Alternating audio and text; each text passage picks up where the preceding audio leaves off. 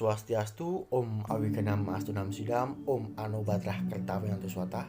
Semoga pikiran yang baik datang dari segala penjuru arah.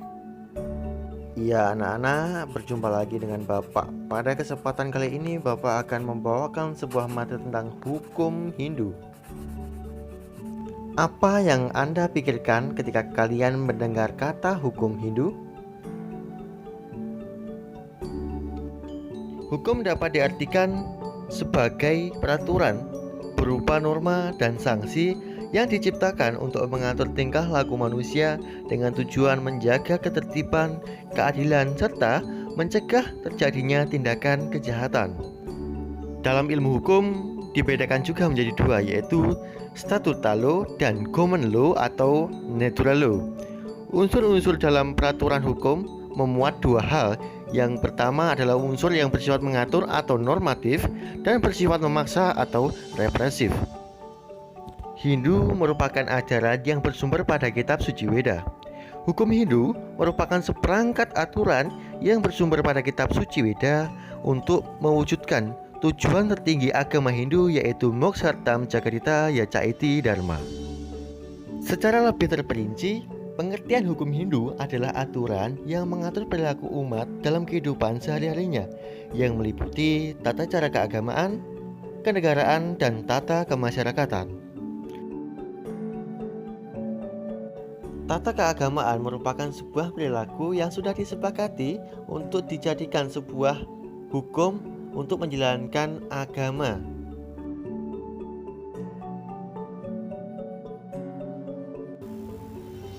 Anak-anak, yang selanjutnya adalah jenis-jenis hukum menurut Hindu. Hukum Hindu mengenal hukum reta atau juga bisa disebut dengan common law ataupun natural law yang bersifat alami, tetap, kekal, dan universal. Maksud dari alami sendiri adalah hukum ini sudah diciptakan oleh Tuhan sesuai dengan ketentuan, bersikap tetap, kekal, dan bersifat universal, artinya adalah menyeluruh atas seluruh keadaan yang ada di dunia ini. Dan yang selanjutnya adalah statuta law, adalah hukum yang mengatur manusia. Hukum ini bersifat relatif, dibuat oleh penguasa, bersifat fleksibel dan terbatas sesuai dengan daerahnya masing-masing. Ya anak-anak, yang selanjutnya adalah perkembangan hukum Hindu, sumber-sumber hukum Hindu, sloka kitab suci yang menjelaskan sumber dari hukum Hindu, dan yang terakhir adalah hubungan hukum Hindu dengan budaya, adat istiadat, dan kearifan daerah setempat. Yang pertama, perkembangan hukum Hindu. Dalam kitab Manawa Dharma Sastra sendiri itu berarti ilmu hukum. Bila kita membaca kitab-kitab mantra dan sastra Sanskerta yang tersedia, kitab Smriti dinyatakan sebagai kitab Dharma Sastra adalah kelompok kitab yang kedua setelah kitab Shruti. Mengenai Dharma Sastra sebagai hukum Hindu, selanjutnya didapatkan keterangan yang sangat mendukung keberadaannya dalam kitab Sarasa Muscaya Sloka ke-37. Ada beberapa penulis kitab Dharma Sastra yang patut kita ketahui karya sastra di bidang hukum Hindu, seperti Wisnu, Manu, dan Yajnavalkya.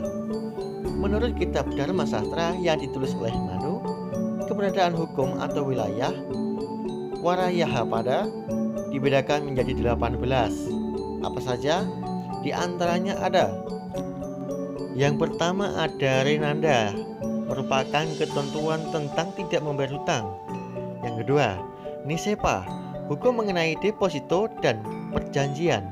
Ketiga, ada Asma Miwikaraya, merupakan penjualan barang yang tidak beraturan.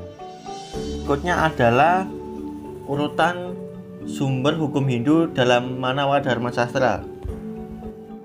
Yang pertama adalah Shruti, dinyatakan dalam Manawa Dharma Sastra Adhyaya 11 Sloka 10. Nah, untuk slokanya agar lebih mudah dibaca, Bapak menggunakan nada anustup.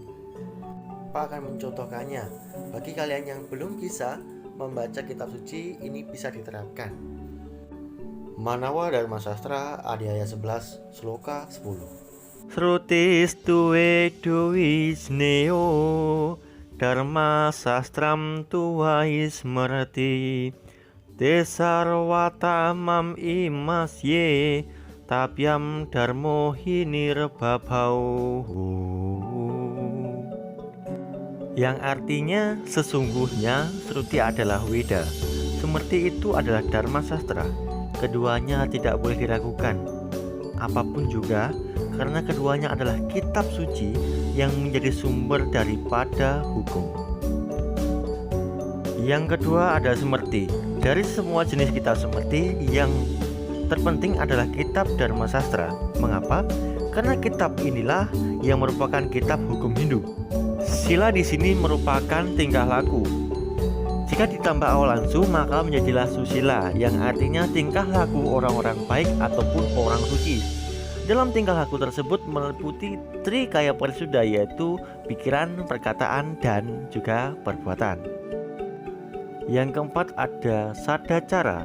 Sadacara dianggap sebagai sumber hukum Hindu yang positif. Dalam bahasa Jawa kuna, Sadacara disebut Dresta, yang berarti kebiasaan. Ada Atmanastuti, yang artinya adalah rasa puas pada diri sendiri. Rasa ini dijadikan sebagai tolak ukur untuk mengukur pada hukum, karena setiap apa yang kita pikirkan dan apa yang kita lakukan selalu menumbuhkan sebuah akibat. Dan yang terakhir ada Nibanda. Nibanda merupakan kitab yang berisikan kritikan, gubahan-gubahan baru dengan komentar yang memberikan pandangan tertentu terhadap suatu hal yang telah dibicarakan, juga sebagai tujuan hukum pidana. Dan pembahasan yang terakhir adalah hubungan hukum Hindu dengan hukum adat istiadat kearifan lokal setempat. Juga bisa dikatakan sebagai hukum adat, karena ruang lingkupnya mencangkup tentang pawongan dan pelemahan. Tidak bisa dipungkiri, di dalam Hindu, hubungan antara hukum adat dengan hukum Hindu semua saling berkesinambungan, karena kedua hukum ini saling memelihara dan mengarahkan kepada hal yang positif. Patut dipelihara guna mewujudkan cita-cita bangsa, yakni menjadi bangsa yang sejahtera, makmur, adil, dan sentosa. Kesimpulannya adalah hukum merupakan sebuah aturan yang sudah menjadi kesepakatan bersama guna mengatur perilaku kita menuju sebuah tindakan yang menimbulkan hal positif, sehingga terciptalah sebuah kesejahteraan bersama. Nah, sekian materi yang dapat Pak sampaikan. Untuk yang kurang jelas dan latihan soal akan Bapak kirimkan di forum diskusi. Sekian, Om Santi Santi Santi Om.